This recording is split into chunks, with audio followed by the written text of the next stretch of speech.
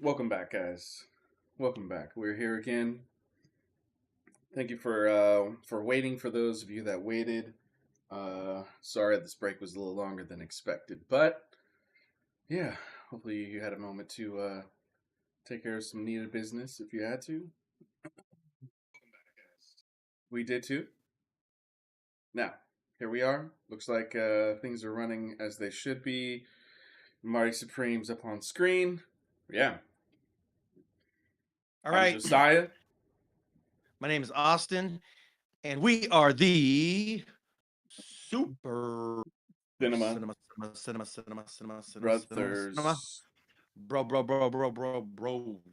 Broskies, Broskilos.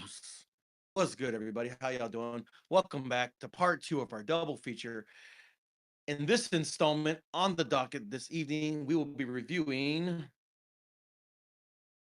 Marty Supreme, aka F Boy Supreme, F Boyardee Supreme, F Boy Supremacy. Oh boy. All right, Mhm. we're gonna get into it. Um, but yeah, first, thank you for joining us. The Fellowship This of the is Entitled. Oh, what? Yes, thank you for joining yes, us. yes. Mhm. This is this is a rated R movie, and it has Yeah, not for kids content. So if there's anybody it watching does. It does. that is not an adult, Hmm. uh, then yeah, we will encourage you to come back and view this one in the Wayback Machine in the years to Hmm. come Yeah. when you are the appropriate age to watch this film. Hmm. Hmm. Um, Or Viewer parents, if discretion, it's your discretion if your child is present while we talk about this. yeah, but viewer Hmm. discretion advised. Viewer discretion advised. Viewer discretion advised. We will be discussing things that are of a mature nature. And this episode, though we won't be using any kind of profanity or needless vulgarity, this is not going to be a movie review for uh, non-adults, for children, or even for adolescents. This is for the grown-ups, just because of the nature of the film. So, with that said, we will be reviewing Marty Supreme. Do you want to read the synopsis for this one? Or do you want me to do it? I'll do it. I'll do it this time. All right, go And ahead. look, I will. You guys, I will cover. I'll just read. I'll just read it. So, warning. Small warning. There's a very small possibility there are more details in here than you want to hear, but I hope not. Marty Supreme is set in 1952, New York City, and follows Marty Mauser, a shoe salesman working at his Uncle Murray's shop, who harbors ambitious dreams of becoming a professional table tennis champion. Determined to compete in the prestigious British Open and defeat the reigning champion to bring American attention to the sport, Marty finds himself caught between his modest day job and his aspirations for athletic glory and financial success. He juggles multiple relationships, including a complicated affair with his married childhood friend, Rachel Misler, and pursues various schemes to fund his international table tennis career, including pitching novelty orange ping pong balls to business contacts. When his uncle refuses to finance his trip to London, Marty must make difficult choices about how far he's willing to go to chase his dreams. The film explores themes of ambition, desperation, and the moral compromises people make when pursuing success at any cost. As Marty navigates the world of competitive table tennis, traveling from New York to London to Tokyo, he encounters wealthy benefactors, fellow athletes, and dangerous figures, all while his personal life becomes increasingly complicated and chaotic. The story examines the American dream through the lens of a niche sport and asks whether redemption is possible for someone who has burned bridges and crossed lines in pursuit of recognition. Through Marty's journey, The narrative delves into questions about integrity, loyalty, and what truly matters when the pursuit of greatness threatens to destroy everything else in your life. There's Yeah, our AI summary of the film. Go let them know if they did a good job or not, and if you don't like it, don't support it. AI, that is, not us, not us, not us, not yeah. Amazing disclaimer. Amazing disclaimer. All right. Here we go. 30,000 feet above ground view of the movie. What did you think about Marty Supreme, Josiah? It's actually been a few weeks since I've watched this movie. That said, I still have I think, a pretty decent recollection of the film. All right, I'll give my speed run here. Marty Supreme, a Josh Safdie film that just was released at the end of last year. Timothy Chalamet plays the titular character Marty Mauser, who is based on a real person. The story itself is not exactly based on specific events, but dramatizes some things, remixes some things, makes the story its own. So don't expect this to be biographical in any way, shape, or form. There are details. I personally don't know the details, so I'll be judging the film, not thinking of this as a biography. Look, honestly, if you've seen Uncut Gems, if you've seen Good Times, you expect the overall vibe, theme, feeling, execution of this film. Timothy Chalamet and his acting compatriots do an excellent Mm. job in their roles. I think the film has a certain kind of pacing, a certain kind of excitement to that keeps the story rolling, keeps the things happening. That said, it's a Safdie film, so along with it comes a cacophony of sounds and noises, music that is intentionally off-putting, people that are constantly talking over each other, people that are talking a million miles an hour. It's a lot, and it's intended to be a lot. So if that's the kind of experience that you want to have for most of the film, enjoy the film. If you don't want that kind of experience, you've already seen Uncut Gems, Good Times, and aren't particularly interested in characters that are more or less hateful in a lot of ways, this movie's not for you. But it is a fun movie to watch. It does feel like the Safdie brothers are doing something unique to them that is different from what we had before. And it is honestly worth a watch. But if you're not looking to be stressed out and potentially angry for the majority of the film, or you just want to see dramatic chaos on screen, go see it. If you're that person that loves gossip and loves chaos, go watch that film. If you're someone that wants to have a good time at the movies, seeing something that is potentially inspirational or just relaxing, it's not the time for this movie. That's my All that's my right. take on it. All right, here's my speed run. Hmm. This movie is equal parts exhilarating and fun and captivating.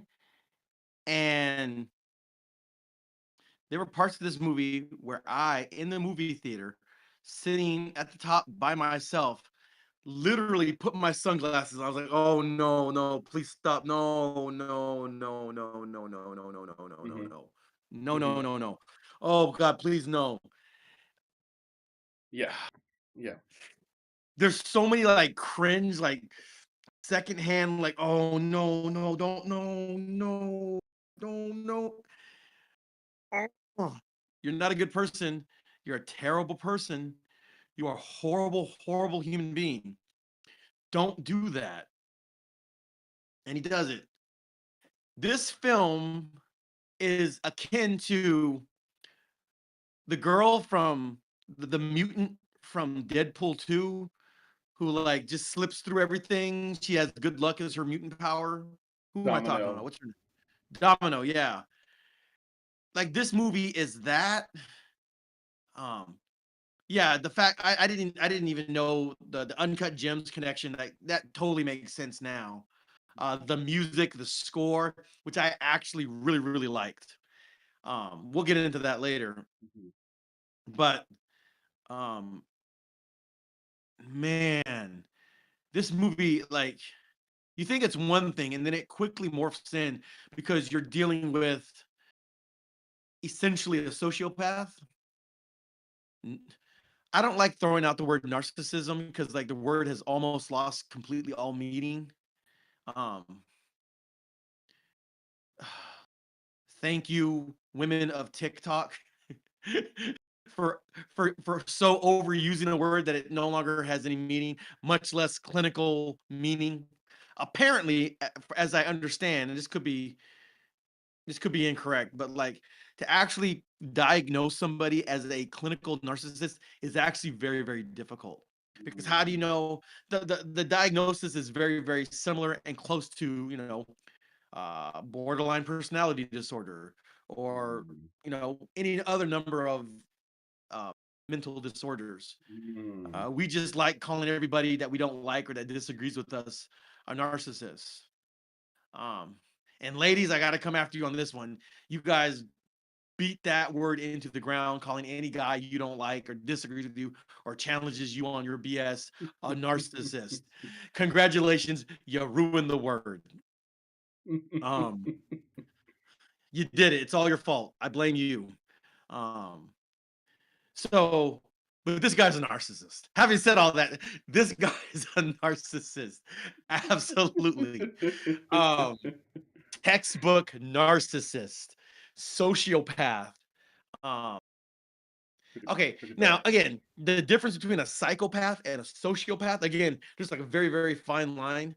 I think I think a psychopath is somebody that like doesn't make for them, there's no material difference between eating an ice cream and like killing a bunch of people on the boardwalk with a chainsaw.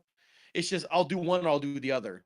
And I think a sociopath, it could be like the difference between telling the truth and telling a flat out lie is the same to them in their mind. And both psychopathy and sociopathy rely on an extreme Mm. lack of empathy for the other. Mm. My way of describing it is just my way of describing it. I don't know if that's clinically or, definitionally correct. That's just my way of describing it to the best of my knowledge. And if I'm incorrect on that, let me know in the comments. I'm not a psychological, clinical, therapeutic professional. My definition could be way off, but like when I say sociopath, I'm talking about a person that materially or psychologically, for all intents and purposes, telling the truth and telling the lie feel exactly the same to them. They don't care. It's all a means to an end. And, Mm. I'm just Mhm. doing what I need to do to get from point A to point B. So, um, Marty would be a perfect example of that. Um, and again, that's what being an F boy is to a large degree. We're going to get into that. Gentlemen, there's some crazy game in this movie that we need to dissect from the F boyness, but like we'll get there. Um, but yeah, this movie is equal parts inspiring in some regards and just like Mhm. infuriating and like soul crushing in other regards. And I think the soul crushing nature of it overpowers whatever might be inspirational. Because just when you're about to be inspired, this guy is a monster. He's a he is a monster of a human being. And so, do I recommend this movie? From a filmmaking perspective, it's pretty good. It's pretty fantastic actually in terms of like camera use and pacing and writing and all of those things. As far as a screenplay, very, very successful. The acting is quite good. And we'll get into that too. Um, but man, oh, it was a tough movie to watch. Not because it was boring, but because it was just like, oh, oh, oh, being an F boy has consequences.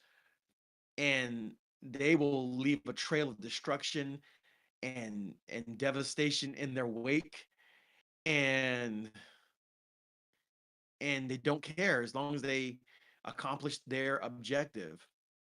And that's what this movie is. That's what this movie is. And so I guess there are some real parallels between this and Uncut Gems, which are like in that regard, kind of similar, kind of sort of. Not exactly the same. They're very different movies, but they very much have the same. What's the name of the directors? Safdie. Oh, Josh Safdie and Benny Safdie. This This one was Josh Safdie. it definitely has that like that Safdie watermark, that aesthetic. And man, this is an A24 film if ever there was one. Like the music alone, the soundtrack alone, you're like, oh yeah, this is an A24 film. If all you had to do was like not watch the movie, just listen to the soundtrack, oh yeah, that's an A24 film for sure. Mm-hmm. Mm-hmm. Okay, so that's kind of my speed run, you know, Mm-hmm. in air All right. quotes. All right. Cool. Cool. All Cool. right. Let me jump on that A21 A24 thing for a half second. I don't know if it was you guys A24 or the actual Chinese creators, but the fact that Nezha 2, the movie you guys distributed, was not put up for the Oscars. Um, Wrong, wrong. Any animated movie that wins the Oscars this year, it's just a participation prize. Nezha 2's not in here. Infinity Castle's not up in here. Yeah, yeah. Anyways, sorry. Side tangent on A24. Y'all can do wrong every now and then. You know. Yep. We'll call Yeah. you out for it. We appreciate your thoughts and we appreciate you doing that. Thank you, Josiah. Yes, yes, yes, yes. All right. Man, I completely, I actually almost walked out halfway through this movie. It gets tough. Yeah, It was tough. it really does, man. I like to give a movie benefit of the doubt that like it's gonna move past a certain level of like just shoving the audience into the dirt. Um, This is like Better Call Saul and what's the movie Sandra Bullock in space trying to get Gravity. home? Gravity. It's like the intersection of those two things in the 1950s Yeah, yeah. with some Japan stuff thrown in. You know what I'm saying? I know, right? It's actually fascinating that we cover this like just a few weeks after covering No Other Choice. Because after, so I saw No Other Choice first and then saw this, and I was like, I do dislike both of these main characters tremendously, Yeah. but Marty, I both hate more and then like more in some regards because Timothy Chalamet and his like performance. Yeah. Yeah. Yeah. He killed it. He killed this performance. Yeah. This is great. I mean, I thought he was like what he's fine in the Dune movies. Like he's totally fine. Like it's Yeah. a perfectly good performance. Yep. But in this movie, oh, I hated his guts. I'm like, oh, I don't like Mhm. this. This is a bad guy. I Mhm. know that this is that like this is that douchey coworker Yeah. I had in Yeah. 2007 with those big old Dior glass. Oh God, Yeah. and slick back hair like it was from the Jersey Shore. Oh gosh, just the secondhand embarrassment just standing next to this Mhm. dude. Yeah. I know. Oh my gosh. Yep. Yep. F boy supreme. Okay, Don't get me let's wrong. just I get into it. dislike Paul Atreides also, but somehow I easily hate Marty way more. Oh yeah, Um, yeah, easily. Easily. Okay, uh-huh. so um viewer discretion advised. From this point on, we'll be hitting spoilers because we got a lot to talk about. Spoiler alert, spoiler alert, spoiler alert. Viewer discretion is advised. This is for mature audiences only. With Hmm. that, if you have not seen the movie yet, go see the movie, come back and join us. Let us know what you think in the comment Hmm. section. But yeah, let's get into it. So, Okay. spoiler alert, spoiler alert. We are now in spoiler territory. All right, let's go. I look the movie. Let me say it again. Also, I'll add on. It almost lost me at its intro, like title sequence, basically of conception. Yeah. Now, I was not going to walk out of the movie that early, but it did let me personally know that they were trying. They were trying. They were going to try hard in this movie to make their statements, and they were trying so hard that they were inspired to put in a sperm race slash inseminating an egg into this movie's intro, and A so zygote. it yes, we had a human zygote uh, come together, brand new DNA right on screen. Fertilized. Yep. Yep, a human being right there. Oh man, but I stuck with it, but I was like, yeah, I have a better understanding of this filmmaker by this moment, by this sequence. Okay, I'll continue watching this film. I'm prepared. I Right. was more prepared, but I was not prepared for how hateful this character was. Yeah. Okay, so how do we want to approach this? Um Okay. How about let me add on a small disclaimer, not disclaimer, qualification, clarification. I'm not just gonna be tearing up this movie. Actually, I think this character leaves some interesting human moral exploration to be had and to be discussed. So, in some degree, I'm thankful to have this character be present, and focused on in this movie. yeah. It's Mm-hmm. not like this movie is about a good guy and they just failed in the execution of telling the story about a good guy. No, they're Yeah. telling a story about a scumbag and Yeah. they do so effectively. Mm-hmm. Mm-hmm. Um yeah. Yeah, toss. Let's start on. I mean, I'm almost like. Do we go back to likes and dislikes? No, I don't know that we necessarily need to do that. That feels a little too structured. Yeah. Let's talk about this guy, this character, Okay. right? Mm-hmm. Mauser. Mauser. Marty Yeah. Mouse. Marty Mouse. Mighty Mouse. Mickey Mouse. Mm-hmm. Um so in the beginning of the movie, it's really interesting because like you think the movie's going in one way. He's just an ambitious guy who's trying to break into the world of table tennis, ping pong, Mm-hmm. and He's very he's confident. He practicing. knows what he wants. He knows he doesn't want to be selling shoes. Yeah. Yeah, he has sights for great. He has greater ambitions. Okay, Mm-hmm. very standard story arc, right? And they make a point to talk about like he's struggling to see the ping pong off the white shirt of his opponent, and so now like okay, maybe this is going to be about his exploits and trying to like sell his orange colored ping pong table tennis balls, right? Mm-hmm. You go in kind of getting the sense that that's what this movie is going to be about, and that is but a footnote into what this story is. This is the story of an f boy. Like I cannot. This is All right, just talk this. about Okay, yes. All right, it. listen. So he has a core competency, right? In the good category. Like he's a skilled salesman, even though he doesn't want to be a salesman. But he spends the whole movie selling people on stuff. Interestingly enough, he didn't want to be a shoe salesman. He just wanted to be a salesman for himself. And he spends the entire film doing that. Sometimes telling the truth, oftentimes through just flat out lies Mhm. and F boy love bombing. Okay, listen, gentlemen, when you watch this movie, don't be this guy. This guy is a scumbag. He's sleeping with other men's wives, right? And F boys are appealing to a certain type of woman. All women aren't going to fall for an F boy, right?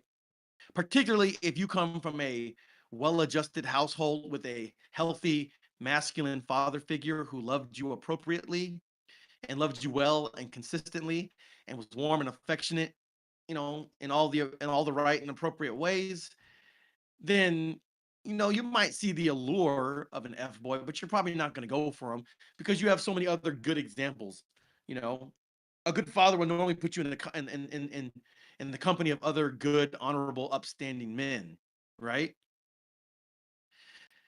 When you watch this movie, the guys that, excuse me, the women that he ends up, sleeping with, I think they ends up smashing. They're all compromised, right? They're all in marriages that they hate with men that they don't like, and he's essentially taking advantage of that. And their unfulfilled longings in bad marriages, and he just kind of goes in and love bombs them, tells them what they want to hear, and it works. It's super successful. Um, he has extreme, supreme self confidence, and he lives his life with total, complete, reckless abandon. Everything is a means to an end, and he will say whatever he needs to say and do whatever he needs to do. He will rack up debts. He will just live his life one moment at a time.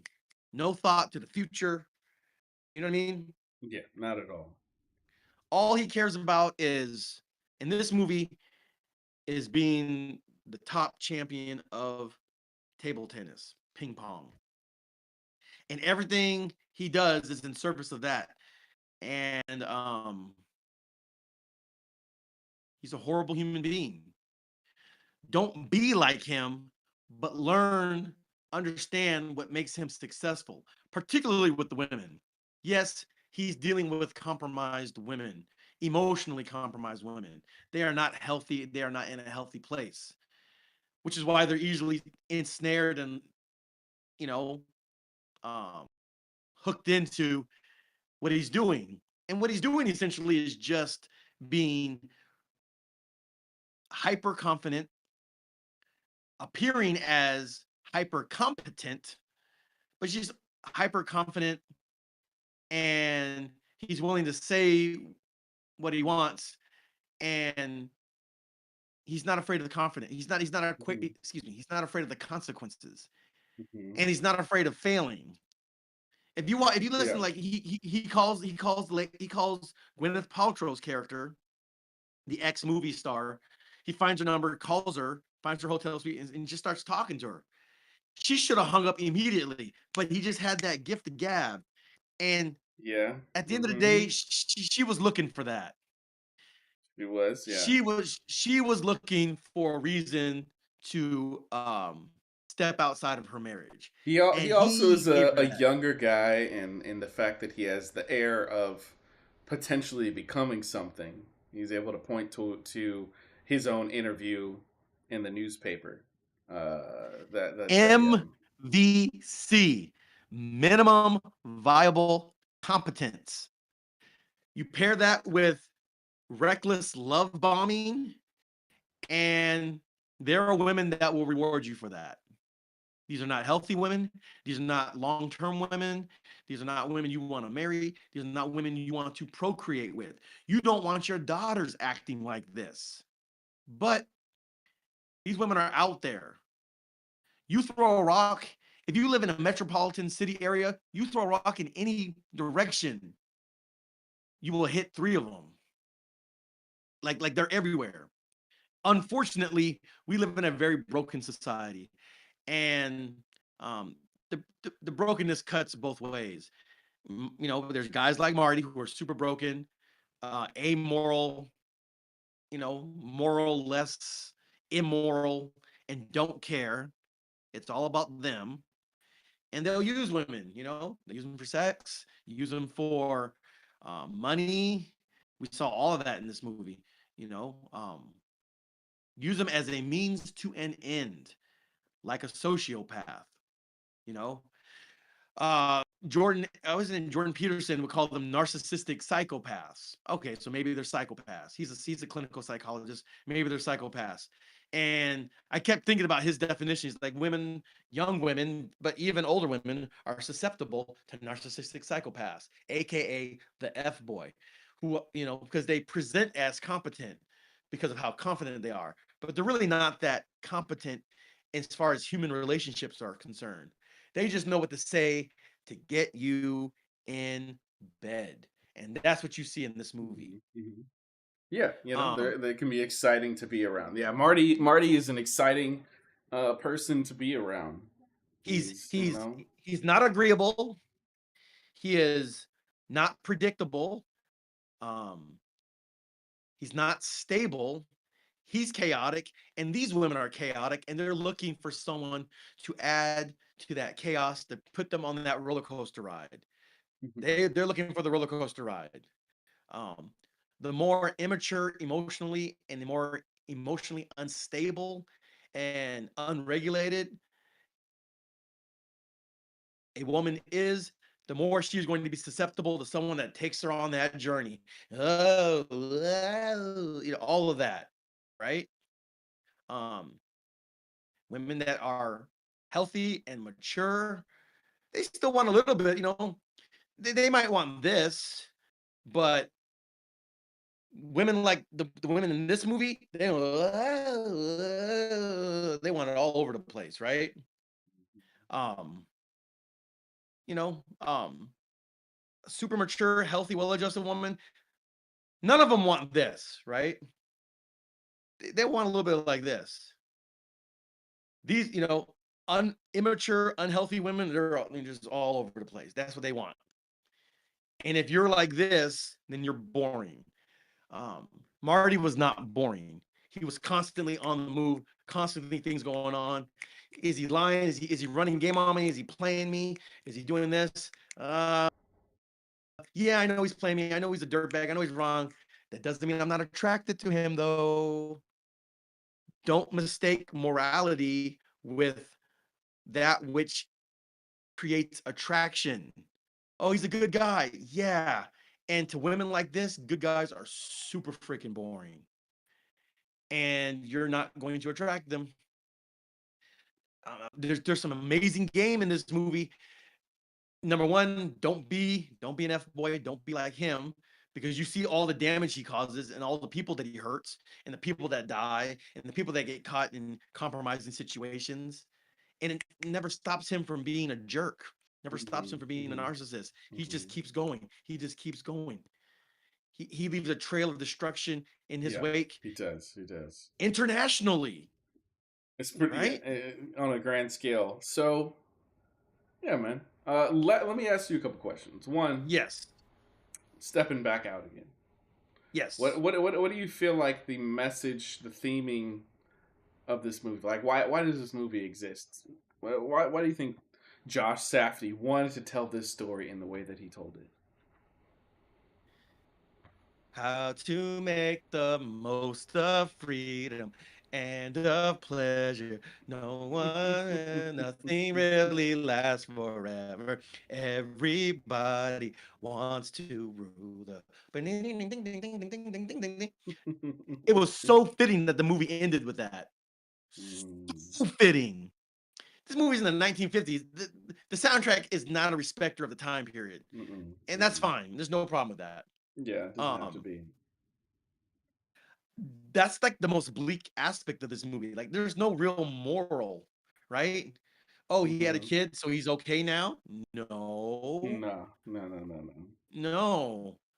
Like, no, that girl almost died because they were trying to get that dog, and the guy got shot. Like, she almost, like, it was a problem. He didn't even claim that. He didn't even claim that child until, Now, in fairness, this was the 1950s, and there wasn't really a way to 100% verify that that's his child. I mean, unless she's saying she wasn't sleeping with her husband or something. It's just, I mean, it's kind of, in one his sense, you his could his say, rationale was absolutely stupid. well, his Which people rationale people was have that ridiculous. rationale to this day. Um, Yeah. Listen, we're not gonna get into all of that. That's not the no, no, purpose we of today's can't. podcast. We can't. Look at the But movie. You'll find its rationale. It doesn't make yeah, sense. It doesn't work. It doesn't work. right. But like, He's in denial. That's what it really comes down to. Most people that use that rationale, they're in denial of reality. right. But like, he's so skilled at just like turning on a lie and just going with it, like Mhm. on a turn of a on the turn of a dime, Mhm. and there's a real talent in that. And because he's not committed to the truth, he'll say anything with confidence. Uh, that's a very scary individual. There are people like that that exist. They're very, very dangerous. They're Mhm. very, very Mhm. scary. Mhm. Um, they generally don't use their powers for good, right? So to speak. Mhm. Mhm. Um, but yeah, he has a natural draw. He's driven. Okay, guys, he's driven, singularly focused. Don't focus on her. You focus on you. Let her focus on you, and then y'all can like move in the same direction together. You got to be in tune with your star player. I keep going back to what Cat Williams said because I can't do any better. If there's one thing you can learn about him, like he was in tune with his star player. He knew what his core competency was. I know how to talk my way into situations, talk my way out of situations, and I know how to play table tennis. He knew what his core competencies were, for better and for worse. It is both. And he leaned on those things. Gentlemen, find your core competencies, find your core passion, right? Don't even try to talk to a girl until you figure those things out. What are you good at? What are you passionate about? Okay, if you're just not good at anything, whatever, just find what are you really passionate about? Lean into that. Like you got to have something. The woman has to have something to hold on to. Um, I mean, this dude had an ex movie star in Central Park, you know, and the most compromising situation. You know what I'm saying? Mhm. Mhm. Listen, there's something very humbling about remembering Gwyneth Paltrow from Shallow Hal and movies where she was much younger, and then seeing her in this stage of life. Like she's just, I mean, people get older. It's just like wow. The people that I remember being like this age, being Uh-huh. Pepper Potts or whatever, like everyone's getting older. It's a weird thing. Well, I'm sorry, I'm you know. getting old. Like whatever. It's we just we like we've to all we see all go through that. Yes, I'm sure some of our viewers out there will be like, "Yeah, I remember that with Helen Mirren." Some people are like, "Hey, she's still fire," but Helen Mirren, bro. If we have people that old watching. Hey, yo, shout out to y'all. What's good? Good. Glad to have you join us. Mm-hmm. Helen Mirren. Yeah. Wow, that's a. I mean, Mm-hmm. her heyday was like in the 70s. Sheesh. Hey, Okay. hey, hey, hey, hey! No insulting the audience. No insulting the Hey, listen, no shade at all. Ain't a hating bone in my body. Listen, Mm-hmm. but yeah, like I mean, man, like has clearly entered middle age. You know what I'm saying? It's just weird to Yeah, think of it yeah, that yeah, way. yeah. Um, So yeah, so no. What I was trying to ask though is like, do you think Josh Safdie was like, okay, I want to tell a cautionary tale. I want to show a train crash in slow motion. I want to tell the audience that like there are good things to chase, and there's like a right way of going about it, and there's a way that just completely disregards that good thing that you're chasing and illegitimizes it anyways. Like, what do you feel like you came out of that movie having learned? Or do you think he's just like, nah, these brothers they're not trying to like teach anything to us?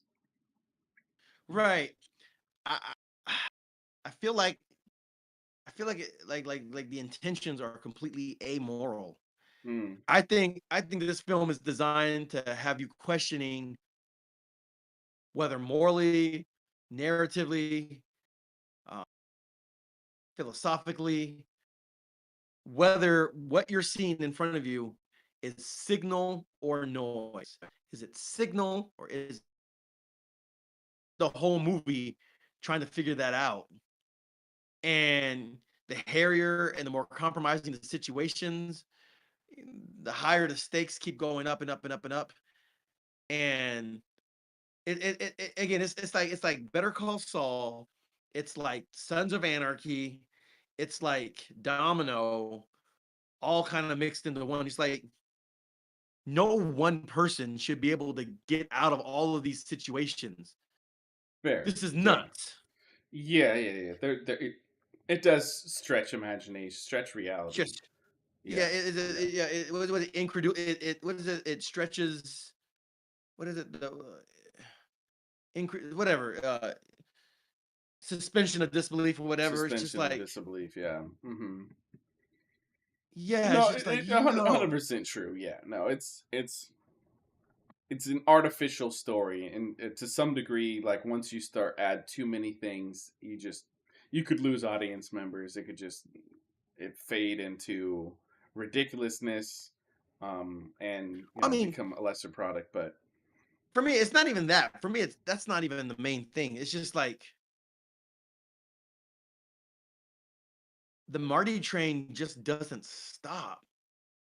Like he never stops to like really reflect on like what is the material impact of what I'm doing and how I'm treating people, and the story I'm selling people, and the money I'm asking for. It's just like everything is in service to Marty, mhm, and everybody is just a means to an end.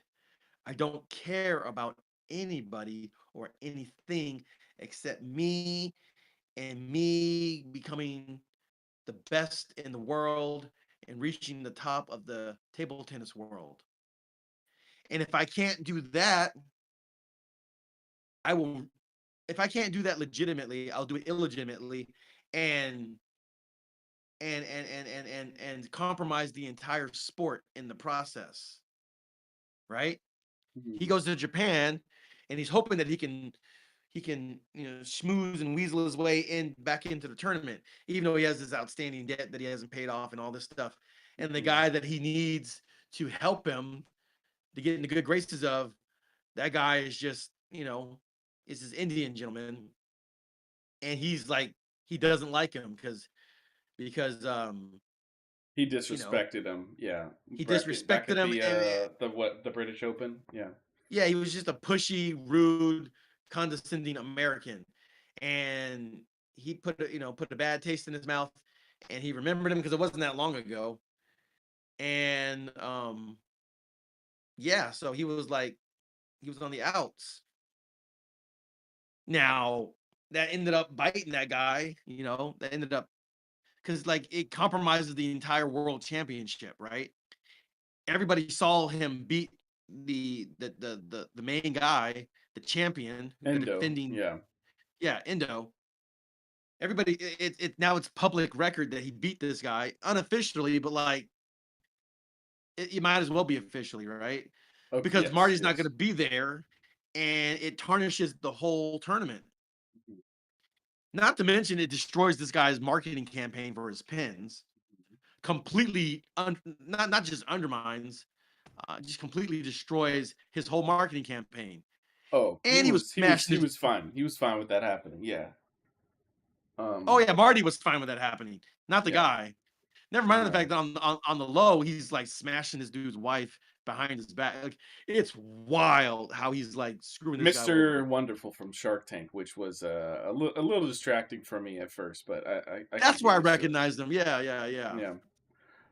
All Um, right. So great. while you're there, before you go too Yeah, far, um, uh, you know what? No, I'll save that in a little. I'll come back to it in a little bit.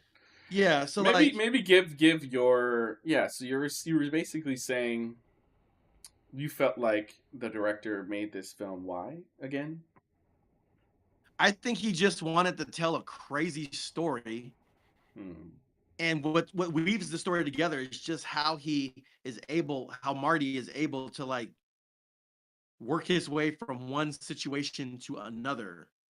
Remember, the businessman's like, "Hey, listen, you're gonna be stuck in this country because you're not getting back on my plane, right?" And then like he wins, and then next thing you see him in the military guys who now love Mm-hmm. him because he won for America. Yeah.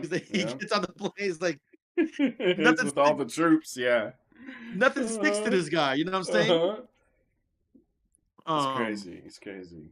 Hmm. yeah. Um, oh boy, there's a certain direction I could go with respect to with respect to the community that Marty belongs to, we're not going to do that. Um, we're not going to do that. I You don't know if know, that's a look, commentary. he had some hilarious things to say about his friend that he competed against. Yeesh.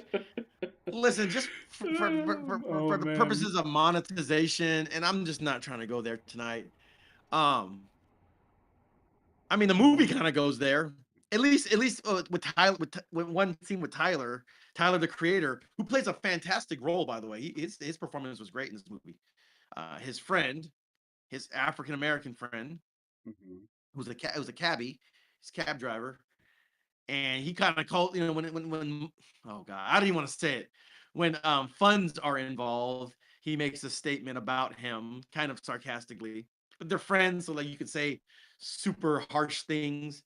You can make ethnic statements about your friends that you wouldn't say in polite Yeah, company. yeah. Watch the movie. I'm certainly not gonna repeat what he said. We're not gonna touch it Absolutely right not. now. Yeah. But yeah, just like so there's that whole thing. Yeah, there's that whole thing. Okay. So Let's get on to some story beats. yeah, So you feel like, all right, Josh Safdie just wanted to make a thrilling film following a character that's super passionate, has competency, but he's a terrible person. I could completely believe that. Me as an audience member, I've consumed it, from the perspective of, yeah, cautionary tale. Yeah, ends does not justify the means.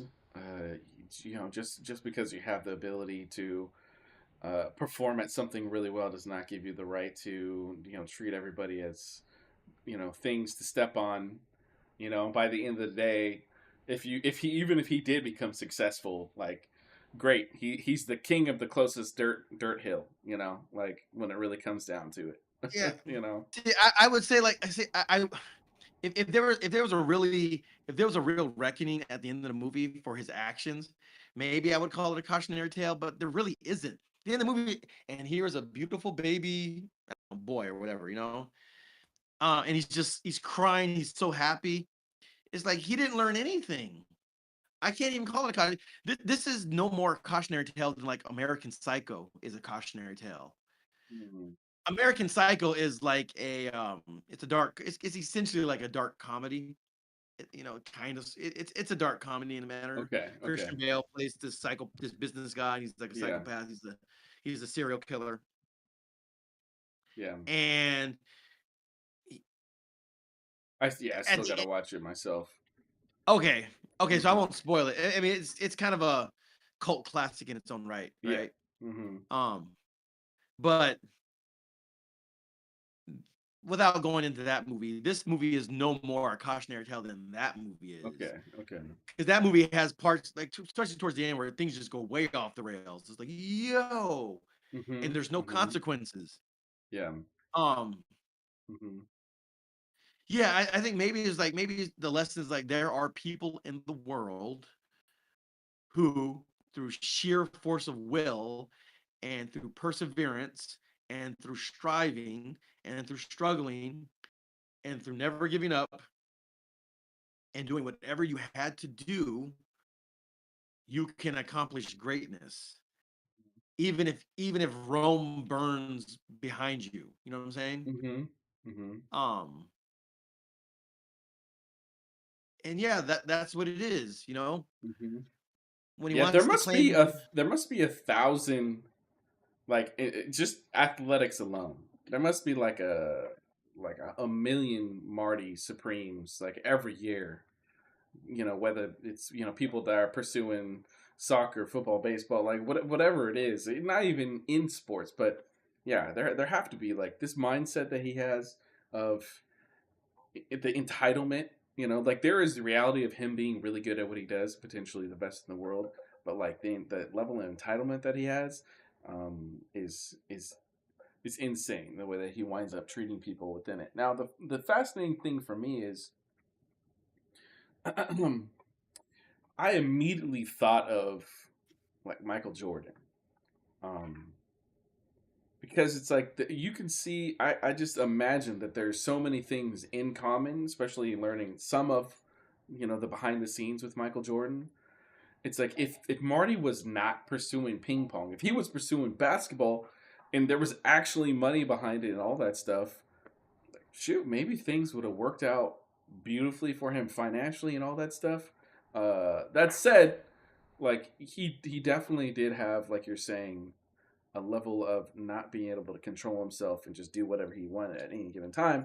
I'm not going to say that Michael Jordan did anything and everything he wanted at any given time. It seems like there was focus and dedication up to a certain level.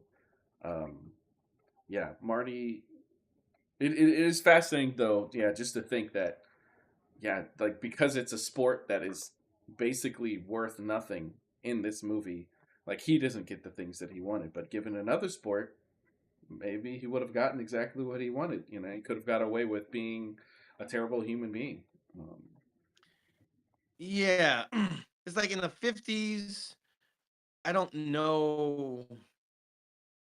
I don't know where professional sports were in terms of like what people were making money wise, depending on the sport, you know. But ping pong definitely wasn't one of those sports. And so at least mhm, not in the mhm, 1950s. mhm. If we're to, if we're to take from what the movie's kind of showing, he was trying to make his way into that world, you know, Yeah, because it wasn't big in America, but it was big in Europe and it yeah. was big in Asia. Mhm. And so, I guess what I I'm mean, trying to say to some degree is like just because you found or you happen to be in something that makes you more financially successful or even like successful fame wise, if you are still carrying on in life the way Marty himself does, sadly people will make excuses for somebody like that when it is in a field that is more successful or is more mainstream or is more mainline. But like, sure. don't confuse that success financially, career wise or whatever, as like, oh no, you're better than Marty is. It's like, no, like there, it just happens to be that you're in a field that is, You had more opportunity. enabling. Yeah, yeah. Mm-hmm. Right. So, like, again, there's like a remarkable bravery to him. And just for the record, the actual ping pong scenes were actually really well shot. Mm-hmm. Um, and I mean, I was like, "Oh, I know I'm gonna like this movie." When I saw, oh, his main nemesis, the final boss, is the Japanese guy. I'm like, "All right, here, let's go, let's go." Yeah, yeah, yeah. He's got his own kind of paddle. All right, let's do Mm-hmm. it. Mm-hmm. But the Wasn't movie shot wasn't. like an anime sport movie though. No, no, no, no, Yeah, yeah, no, yeah. no rotoscoping this time. No Uh, rotoscoping yeah, or like, yeah, instant slow mo, close ups and yeah, reaction shots and stuff. action lines, all Yeah. that stuff, right? Yeah. Uh-huh. So, but like, the movie isn't even really about that. Um, No. Mm-mm. I mean, listen, the secondhand embarrassment I got, like, when he actually won in Tokyo. Mm-hmm. Oh, because like, I have this much. I know enough. I lived in Tokyo for 2 years. I do have some, not just an understanding, but an appreciation for Japanese people and Japanese culture. Mm-hmm. Um, and I could just imagine how they felt in the audience as they're watching their hero get destroyed. You know, and I think the movie did a good job of like in showing that, like just how, like, in a sense, like the GIs, the military guys, the US military guys were like, in a sense, completely detached from reality. Like they weren't reading the air, you know, kukigayo meru, like they're not reading the room. And in a sense, they don't really have to. And they are rooting for, the person on their side. So like, I get it, it's fine. Mm-hmm. But man, it's just like, ah.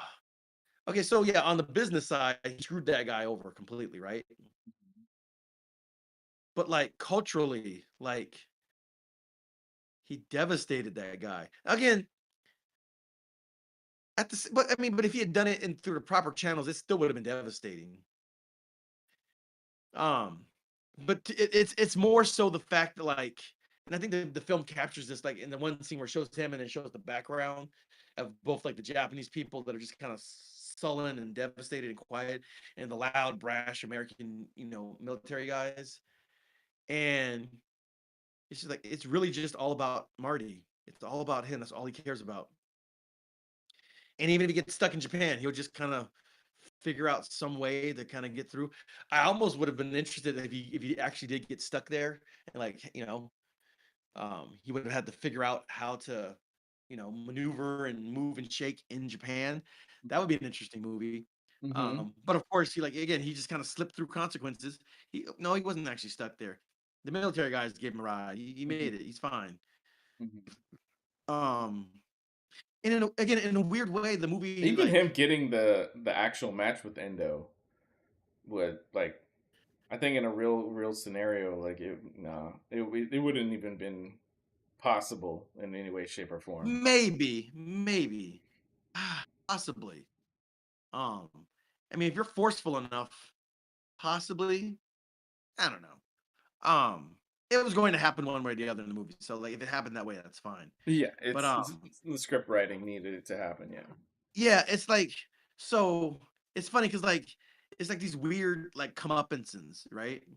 Like the guy wouldn't let him compete in the official sanction match, right? Because Yeah, Marty had it was already too late. burned It was that too bridge. late for him to It was too late, enter. and but more than that, the guy just didn't like him. Yeah. That's really what it. Hmm. Listen, when people like you, they'll bend the rules for you. Like when people like you, they'll make exceptions, right? If he was an exceptional player who just came on hard times, but he left a good impression on that guy, he probably would have vouched for him, and they would have moved the things, and he Redone the probably brackets or whatever. Yeah. yeah, because it would have been good for the sport, right? Hmm. Um, and to get Americans into the sport, like all that stuff, right? Hmm. and and exposure and all the things that table tennis needed in 1952 or whatever. But Marty is a bridge burner, and because he's an F boy, and F boys burn bridges. Um, and he couldn't, he thought he would just talk him up and hey, I was, yeah, I wasn't nice. The way I came at him was bad, but listen, and this guy wasn't buying it. The Indian guy was like not he was not buying it. And as soon as he realized that he wasn't buying it and he wasn't going to get his way, he just laid waste to everything. His agreement to like to lose and to do all this stuff. He's like, nope, this is all about me. I'm going to do it. I'm going to do it the way I. So in a way, like that guy blew him off. That guy was rude to him, and then he ended up paying for it in his own way. You know what I mean? Um, the businessman, made him drop trowel and like hit him with the paddle, with the Japanese paddle, humiliating him, and then he Hmm. gets humiliated. You know, like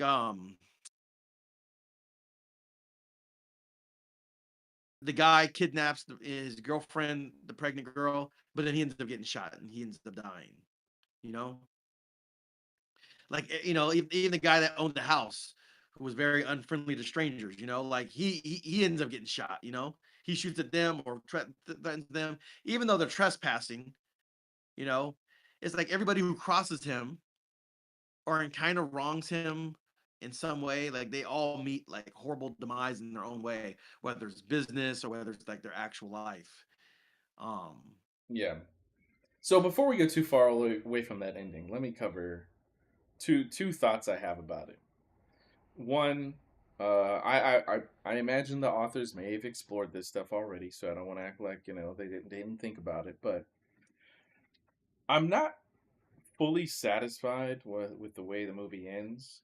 One, because established within his character, him winning against Endo, the very first thing that came to my mind was that he's the kind of person that would use this to work his way back into the tournament. Um, hmm, Completely spin it into get into the tournament because especially what you were saying, now the tournament could be just viewed as a sham since the top two competitors aren't going to be going up against each other. Now the fact that he didn't do it, I think is a majorly missed opportunity and is 100% in line with his character to make that push. because he continuously pushes anything and everything in every way that he can. My only thought is, I don't know, maybe they for some reason didn't want to go in that direction. It seems to go against him, but was it the runtime? It was pretty far into the movie. Maybe they didn't want to make a longer movie, but I said it would have been worth it. You cut down a bunch of other stuff to make room for him forcing his way into the tournament in that regard. And Yeah, then they could have done that. I kind of feel like yeah, he had so thoroughly burned that bridge because he called out that guy and like called him an a hole and everything like in front of everybody. Like he had so thoroughly burned that bridge that there was no going back. Oh, and another I thing. know you say that, but at the same time, like this guy's first concern is this tournament and the health of the sport or whatever, and the sport growing and becoming something grander and grander. Like, look, you're gonna tell me that if you have, I don't know, um, what's a good example? You got like, I don't know, let's say, I don't know, Michael Jordan wound up spontaneously retiring in the late '90s, and then all of a sudden he's able to fight his way into doing some sort of exhibition match against Scottie Pippen, but then he's like blocked from going to the actual tournament or whatever. You can tell me that's not going to wind up happening. They're not going to bend every rule that they can to make it a more successful tournament for them and everybody else involved. Yeah, I heard what you're saying. I'm just pointing out in the Got it. movie Got it. he had so thoroughly burned that bridge that they weren't going to go in that direction. Yeah, it's Now, still within his character to try. Like he just they he could, just won. Like yeah, yeah, or I mean, or I mean, they would have just had to make a decision to have him go to it and either just show up, you know, because he could have done that too, right? Just kind of show up, um, stayed at the barracks of the military, whatever, and then just showed up to the tournament. yeah, That's no, schmooze one of the military police to drive him down there. You know what I mean? Like that yeah, whole thing, and then just showed up and imposed his presence. hmm Could have done that. That might have been an interesting movie. yeah. And then the But I second almost thing, go ahead. yeah, I was just saying, but I almost feel like that that almost would not have accomplished more than how they did it. Eh, I mean, you just would have had the scene of him at the championship, you know, kind of staking his claim, even though he's not there officially. I kind of feel like, yeah, it just would have made the movie longer, but they accomplished the same kind of story beat doing it the way they did it. So, I It mean, they could have doesn't. done It doesn't exactly because if he pushes into the tournament through that, that's the potential that his path goes down the road of success that he believes himself to deserve, or or doesn't. I mean, frankly, the avenue of him going back home and like having an emotional moment over having a child, accepting his childhood friend as his I don't know, it doesn't say it specifically, but as his significant other. significant other, I don't think makes sense. I don't know that there was any. Maybe it's supposed to be an accumulation of moments that change his character, but I don't really believe he changes in this movie. And so, yeah, him Yeah. going back home, yeah, So I don't think it necessarily makes sense either, but I don't think they're looking for like a sense making an ending that made sense in the traditional sense. I don't think that Safdie was looking to do that. hmm I think he was trying to tell a story with enough stimuli, enough things going on, hmm and you're kind of left to figure out what's signal and what's noise. And so again, whether he actually went to the tournament and won, or whether he just did the display there, to me it's kind of tomato tomato. Uh, I think it might have been more satisfying. Here's what I would say. Um, in a sense, you want like whether he wins at the tournament or whether he wins just against him in that exhibition, you almost want him to win because when you look at all the stuff that he's done throughout the course of the movie and all the damage he's caused and all the bad things he's done, you almost want there to be something good that came out of it, just so it feels like it was worth it in a kind of macabre, kind of inverted, twisted kind of way. It's like I want him to get his just desserts. I want him to get his consequences. I want him to get justice. At the same time, if he was going to do all this dirt, I want there at least to be a flower that grows out of that dirt. You know what I mean? Mm-hmm. You kind of left with that sense because just because kind of how the movie starts off. It starts off with him, playing ping pong, and it's like, all right, well, um, that's his motivation, that's his motivating purpose. So if we don't get any kind of moral clarity or resolution, at least he accomplishes his goal, and we can at least say that. You know what I mean? I, that's just Yeah. ki- that's just Yeah. kind of how I feel. Mm-hmm. And the ending, I mean, it's just closing a loop that the beginning of the movie started. The egg, the sperm going into the zygote, and then the resolution of that is just, well, the baby is born. Is it a good thing? She's where the mom's resting, and the whole family's looking at him. And they're not exactly thrilled to see him. I mean, because like again, he left a huge mess for them to clean up back at the apartment complex. You know what I mean? Mm-hmm. Mm-hmm. She got kicked out of her house. Oh, you're going to be a grandmother. Like he just threw a grenade, and then left. And they're the ones that had to deal with the shrapnel and the wreckage and the explosion. So he comes back after his little trip abroad, and he comes back, and they're just, Fran Drescher. Oh my goodness, like crazy role for her. Like, I mean, it's a minor role. She's not in a lot, but like, yeah, I mean, they're just looking at him because they're standing outside the area in the hospital, and they're just kind of looking at him, and they're not happy to see him, and he's not really happy to see them either, to see his family either, and he's just going, and it's like really the only thing he can go back to is her and their child. There's nothing else that he has. Like he's so thoroughly burned the bridge of table tennis at this point in the movie. Like he has so thoroughly burned that bridge. It's done. Like they're never gonna let him play in that league ever, ostensibly. And so all he has is that little baby now. You know what I mean? He doesn't have a great relationship with the mother. You know what I mean?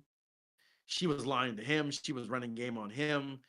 You know, she was participating in his lies. Like this is not the foundation for a healthy relationship. I mean, he kind of gives her a kiss or whatever, and He tells her to rest, which I think is yeah, more than his character has ever shown to have any sort of situational awareness or care. right. And then he just sees his kid. It's not a happy ending. Um, I don't even know that it's a sad ending.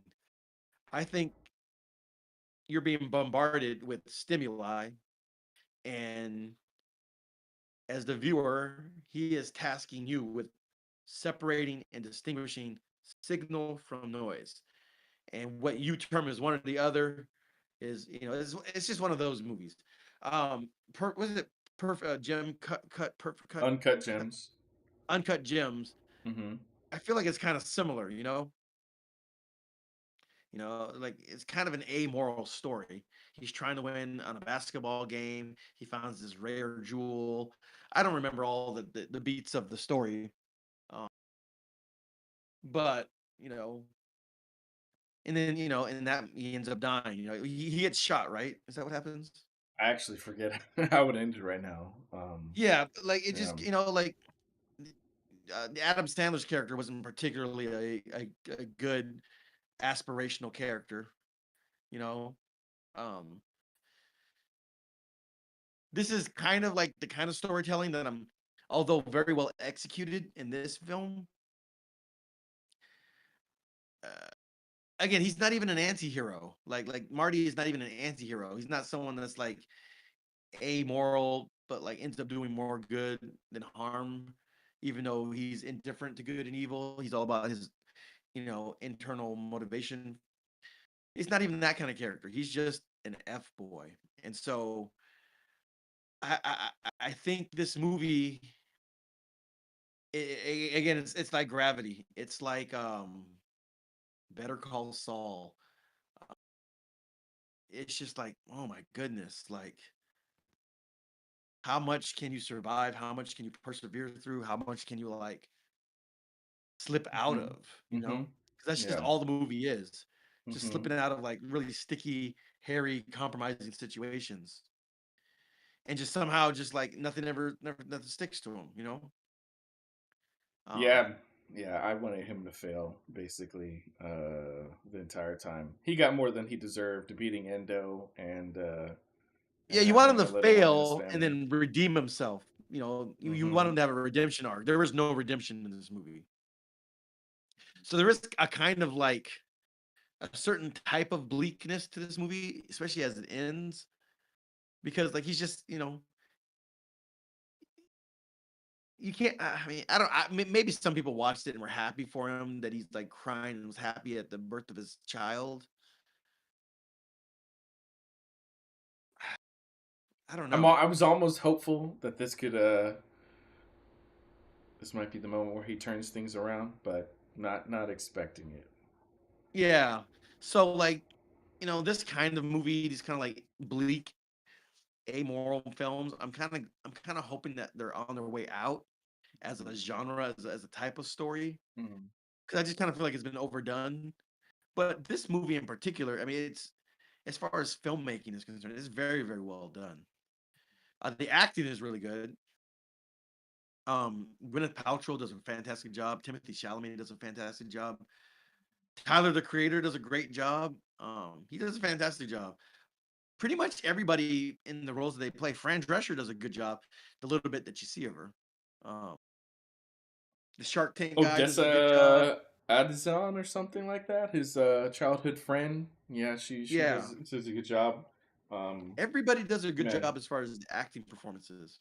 yeah, she did way too much than his character deserved. But yeah, Yeah, the editing is really she was good. deep in there. Mm-hmm. The pacing is good. Um, it's just tough to watch because of what's going on, but it's executed very, very well. But it's just like, oh no, don't go back to that house. Mm-hmm. Oh no, no, no, no, don't do that. Oh, please You stop, mean to please tell me stop. that Marty cannot figure out and guess that this old guy is a part of the mafia or something like that? And it's Oh, like, mm-mm, no. okay. So there's a couple moments that are like super like, oh no. So there's one where it's like the gas station, right, where he sprays them all down with gas, and then the whole thing Mm-hmm. catches on fire, and I'm expecting them all to like be burned Mm-hmm. alive. Mm-hmm. That Mm-hmm. didn't happen. Somehow. Or the dog to be around. Yeah, somehow they stayed away Mm-hmm. from the flames. They just got away. Mm-hmm.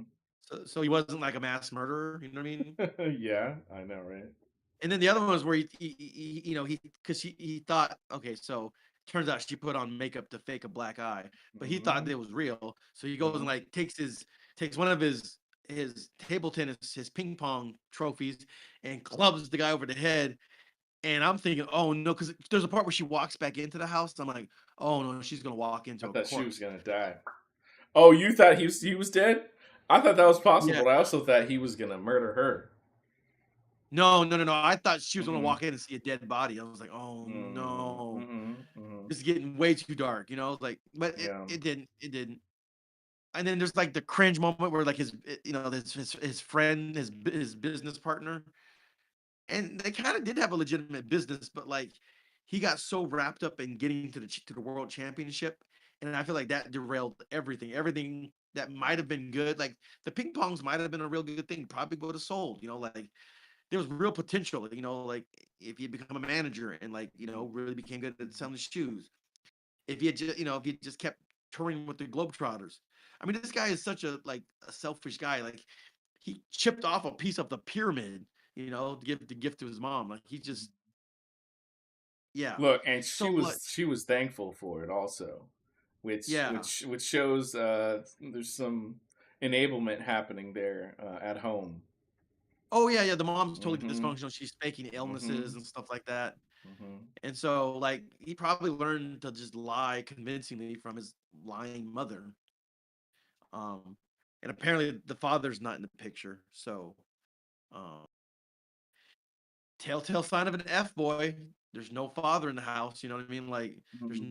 there's no strong male authoritative figure, and so they just, um, either, like some for some guys, they, they get real, they just become really effeminate or feminized, and for other guys they just, There are a they number of just possibilities that it there's can about, happen. yeah, Like, yeah, some yeah, of them yeah. just become F boys, So, right? yeah. And there are people that have fathers and everything, and they're still F boys, right? Like, Mm-hmm. that's not a guarantee one way or the other. But yeah, I mean, he had an overbearing mother, and she was a compulsive liar, and he was a compulsive liar. So I mean, it kind of makes sense the way that's written. Okay, no, there's one part in the movie towards the end Okay. where the businessman is like going up to him. He's like, "Listen, if you win this match, like, you're not getting on my plane." Mm-hmm. And he's like, "I've met a bunch of people like you. I know I met a bunch of Martin Supreme people like you. Some of them are good people. Some of them, blah, blah, blah, blah, blah, blah, blah." Like, Mm-hmm. I wasn't born whatever. I was actually born in 1610. You remember he Oh said my that? God. Oh no. That was like It was the the weird. worst moment of the movie. I'm a vampire. Oh my gosh. Because it was a little confusing. I'm like, okay, where's he going with this? Um, why did he say, like, why did he say I was born in 1610? It's You so know, like, stupid. It's so stupid. okay, okay, so okay, so if that wasn't gonna go anywhere, if this movie wasn't gonna go in a very different turn, listen, if it turned into a vampire, like, listen, I would almost be curious to see what that what is. You know People what I like mean? first sinners surprises us, and now this. No. It's just an odd odd, peculiar thing to say. Dude, it was a straight up worst line in the movie. But at the same time, I can give them the benefit of the doubt and be like, yeah, this is a rich businessman. He's not necessarily eloquent with his language. All he's trying to say is he's been around a long time. He's not new to the game. Right, right, right. But like, if you're, the reason I didn't buy the whole vampire thing is because, like, vampires are generally way more mackish, right? Like he didn't even like his wife.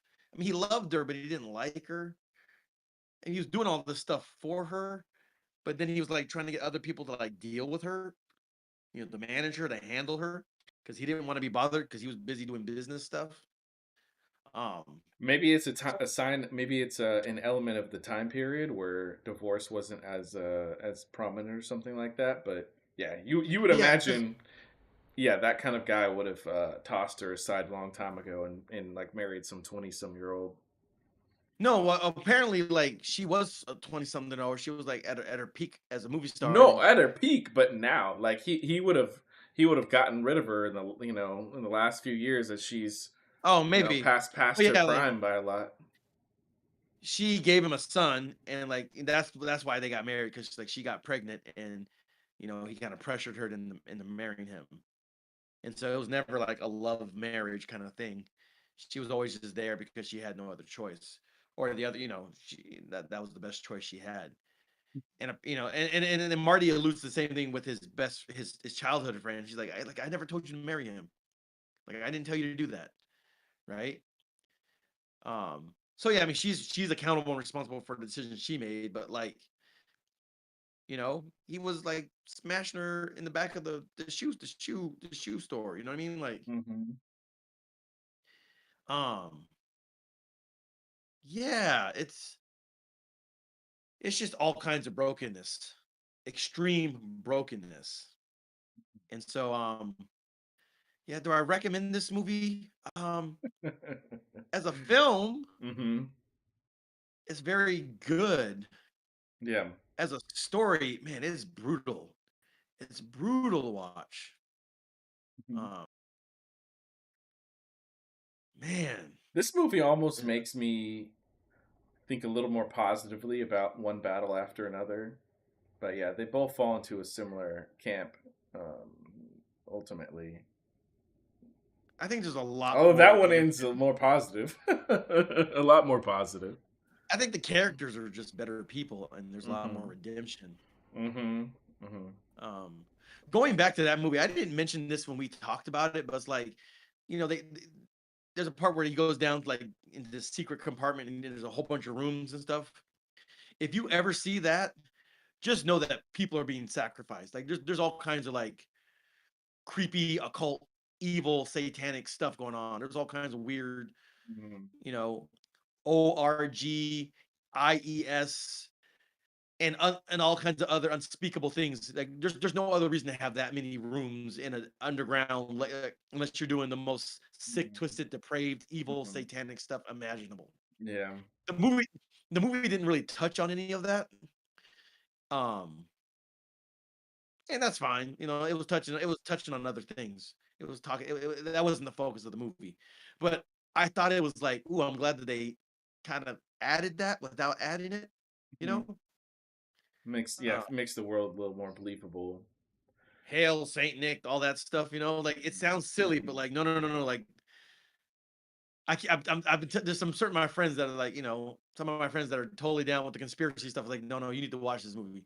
Like, yeah, that whole thing, like, yeah, the world is a dark, sick, twisted place. Like that's all I'm saying. Like, Yeah. Yeah. um, All right, man. Personally don't yeah, have any more thoughts on Marty Supreme. I think yeah. I think I said everything I needed to say. I'm hoping Do that I something recommend? else different comes from Josh next time he makes a film. I'm glad that Benny went a little bit in a different direction away from his previous two films with the Smashing Machine. Even if it's not praised as much as this one, I can at least appreciate it that it expanded a little bit on his Yeah, you I know. saw some parallels between those movies. I was like, oh, Hmm. okay. Yeah. um, Especially with the soundtrack. The soundtrack was very similar between the two movies. Like I said, very, very A24 as far as like the music and soundtrack. And I kind of, for what it's worth, I kind of like that. Um, Uncut Gems is very similar in terms of like the music and everything. So, all I'm saying is that A24 has its own definite kind of like alt vibey aesthetic. So that's fine. Um, but yeah, that's pretty much all I have to say about the movie. I'd recommend it as a film. Um, but it's a Hmm. tough watch. It's a All tough right, so watch. this movie, one battle after another. Do you feel like either of them deserve to win the Oscar? I think one battle is nominated. Is Marty's nominated as well, right? Yeah, I think Timothy Chalamet was making his big like Oscar run and doing. Mm-hmm. Mm-hmm. I'm not sure, especially after recent years and the scandals of the foreign press. Um, I don't know if you still have to schmooze and hobnob with them the same way actors and directors used to have to do in years past. Um, I mean, that, yeah, again, like that kind of goes back into the whole Yeah. like, why did Brandon Fraser get blackballed? You know, Yeah. Look into Yeah. that story, you guys. It's wild what they did to this man. They Mm-hmm. they It was abused crazy. him and then punished him for you know seeking just acknowledgement of what happened. You know what I mean? Like it's crazy. Mm-hmm. Mm-hmm. Um, Yeah. so I know that it's just a lot of like what do you call it? Hand greasing, wheel greasing. When you're hobnobbing with people, Greasing the wheels or greasing the wheel, hobnobbing. shaking a bunch of hands. Hmm.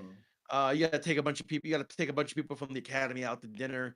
It's not Hmm. exactly a democratic process. There's a lot of bribery that goes on uh, to Yeah. determine So who wins. I'll just say, yeah, I have the perspective of I'm thankful that the nominations bring to light some movies that I may have not considered before. I Sure. do wind up enjoying most of those movies, but yeah, the awards themselves don't really mean all that much, uh, especially year after year when not only the nominated animated films but the winning animated films are terrible choices.